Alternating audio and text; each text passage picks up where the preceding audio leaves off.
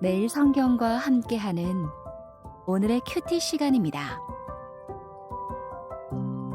4월 5일 오늘의 말씀은 신명기 22장 1절에서 12절입니다.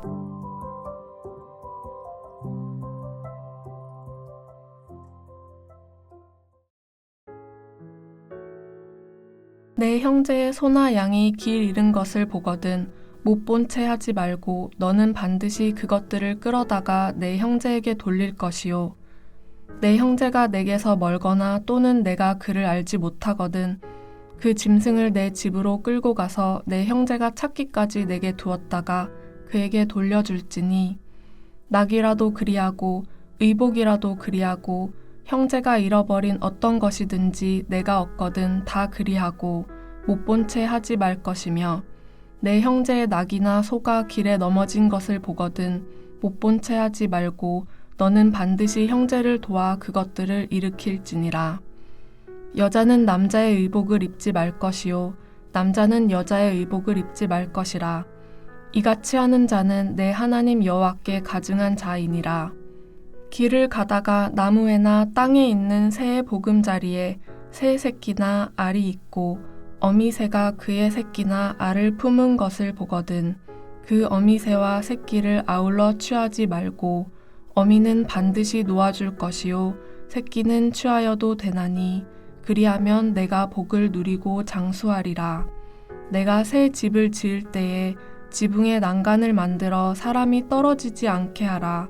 그 피가 내 집에 돌아갈까 하노라. 내 포도원에 두 종자를 섞어 뿌리지 말라. 그리하면 내가 뿌린 씨의 열매와 포도원의 소산을 다 빼앗길까 하노라. 너는 소와 나귀를 결의하여 갈지 말며 양털과 배 실로 섞어 짠 것을 입지 말지니라. 너희는 너희가 입은 겉옷에 내 귀에 술을 만들지니라. 하나님께서 오늘 우리에게 주신 생명의 양식은 신명기 22장 1절에서 12절입니다. 요즘은 누군가가 괜히 나의 사적인 일에 질문을 하면 불편함을 토로하는 시대입니다. 그래서 웬만하면 타인의 일에 눈을 감아버립니다. 어쩌면 잠언 26장 17절의 말씀처럼 길로 지나가다가 자기와 상관없는 다툼을 간섭하는 자는 개의 귀를 잡는 자와 같아라고 말씀합니다. 그래서 알아도 모르는 척, 들어도 못 들은 척 하는 것이 지혜로운 사람으로 인정받습니다. 내가 형제의 소나 양이 길 잃은 것을 보거든 반드시 그것들을 끌어다가 내 형제에게 돌려주라고 합니다. 때로는 형제가 멀리 떨어져 있거나 또는 주인이 누구인지 알지 못하는 짐승이 길 잃은 것을 보게 된다면 그 짐승을 내 집으로 끌고 가서 형제가 찾기까지 내게 두었다가 본래 주인에게 돌려주라고 합니다. 소나 양뿐만 아니라 형제가 잃어버린 어떤 것이든 얻게 되었을 때 못 본 채 하지 말라는 것입니다. 특히 형제의 낙이나 소가 길에 넘어져서 그 형제가 애쓰는 것을 못 본 채 하지 말고 형제를 도와 그 짐승을 일으키라고 합니다. 형제의 소유를 잠시 보관하는 것도 쉽지는 않습니다. 그런데 주인이 누구인지도 모르는 소나 양을 나의 집으로 끌고 와서 언제 주인이 나타날지도 모르는데 그때까지 사육한다는 것은 결코 쉬운 일이 아닙니다. 어쩌면 돌보다가 난처한 일을 당할 수도 있습니다.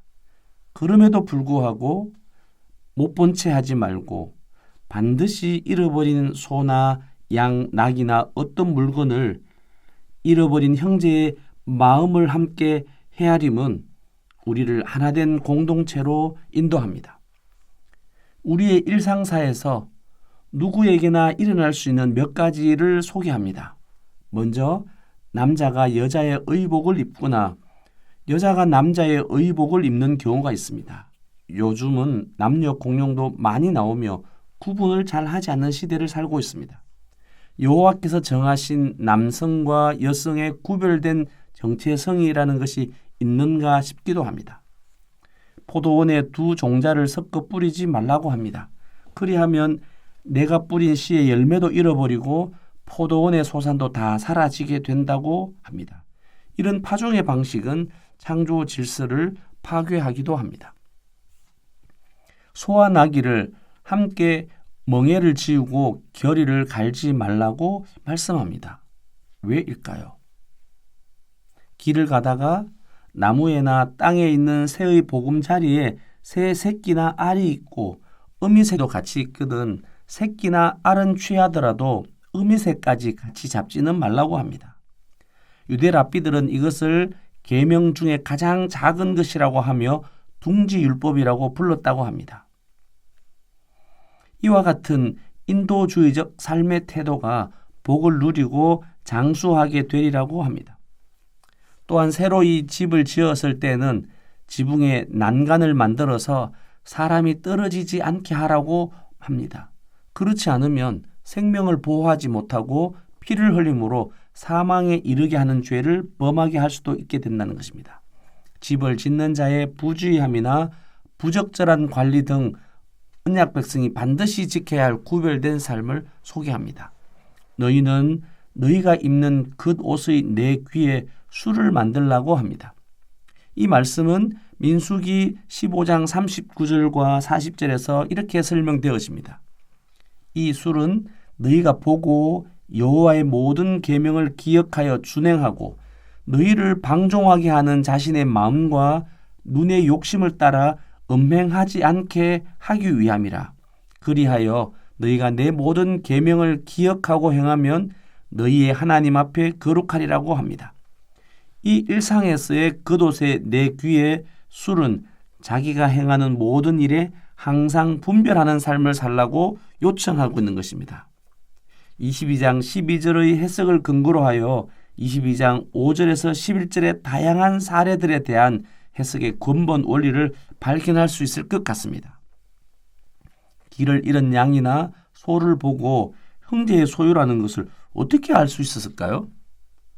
최근에 누군가가 잃어버린 물품을 보면 아무도 주인이 누군지 모르는 물건들은 그 자리를 두어야 임자가 찾아갈 수 있다라고 하는 것은 아닐까요?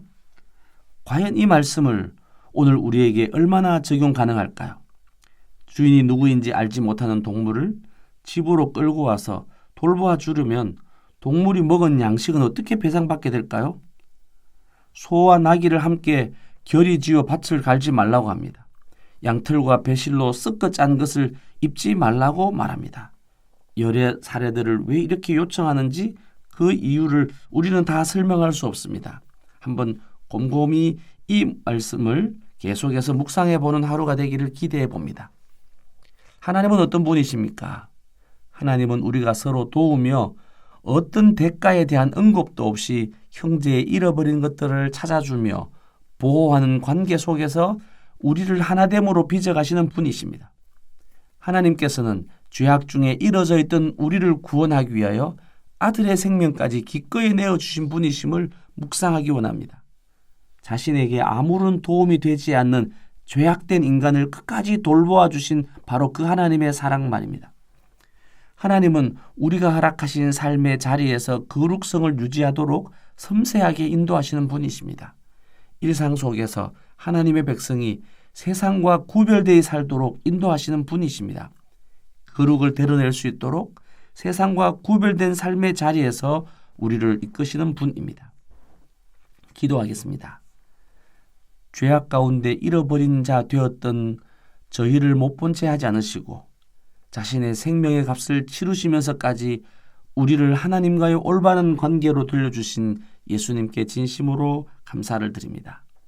주님이 베풀어 주신 사랑을 묵상하며 오늘 우리의 삶 가운데서 잃어버려진 어떤 것을 발견한다면 못 본 채 하지 않게 하시고 나의 손해를 생각하기보다 잃어버린 자의 속상한 마음을 헤아리고 잃어버린 것을 회복시켜 주므로 천국의 기쁨을 맛보는 하루가 되게 하여 주옵소서. 예수님의 이름으로 기도합니다. 아멘.